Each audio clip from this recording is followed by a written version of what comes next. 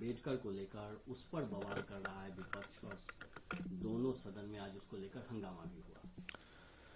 संविधान पर हो रही चर्चा के दौरान कल जब राज्यसभा में केंद्रीय गृह मंत्री आदरणीय अमित शाह जी जब जवाब दे रहे थे तो उस वक्त सदन में मैं खुद भी वहां पर मौजूद था।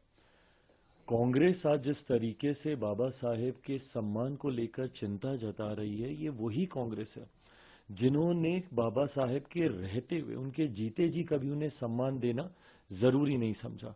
उन्होंने बाबा साहेब को चुनाव हरवाने का काम किया और तो और उनके जाने के बाद भी कभी भी कांग्रेस, उनके नेता, उनकी पार्टी ने कभी भी बाबा साहेब के सम्मान में कोई कार्य, कोई कदम उठाना जरूरी नहीं समझा।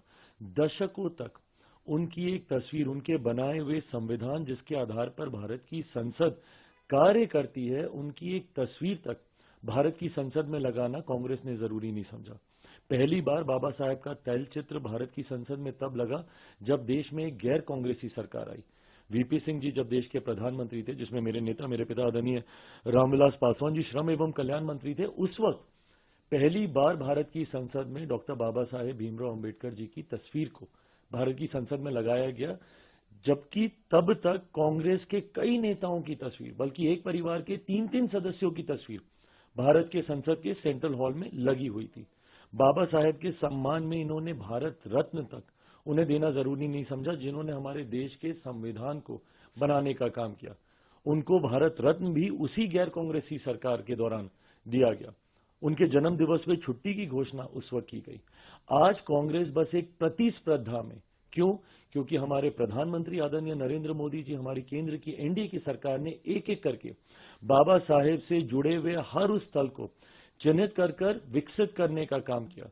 भले वो मऊ में उनका जन्म स्थल हो, या जहां पे उन्होंने दीक्षा हासिल की नागपुर में उनकी दीक्षा भूमि हो, या जहां पे उन्होंने शिक्षा हासिल की लंदन में, उस स्थल को चिन्हित कर उसको विकसित करने का काम किया। यहां पर जहां पर रहते थे दिल्ली में अकबर अली रोड, उसको चिन्हित करने का काम किया। जहां पर उन्होंने चैत्य भूमि मुंबई में, इन तमाम स्थलों को, पांचों स्थानों को 30 स्थल के तौर पर चिन्हित कर उसको विकसित करने का काम किया। इस प्रतिस्पर्धा में आज कांग्रेस कहीं पीछे ना छूट जाए बाबा साहेब का नाम लेने के लिए, इसलिए आज वो उनका नाम लेने का काम कर रहे हैं। जबकि हकीकत है, जब तक कांग्रेस सत्ता में रही, इन्होंने बाबा साहेब का नाम लेना तो दूर की बात है, उनके नाम को भुलाने का काम किया। उनको जीते जी सम्मान नहीं दिया, उनके जाने के बाद उनको सम्मान देने का काम नहीं किया। और आज उसी कांग्रेस पार्टी को बाबा साहेब के सम्मान की चिंता हो रही है।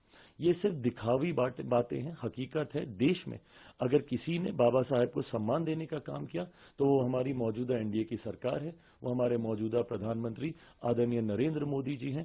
कांग्रेस सिर्फ दिखावा कर रही है।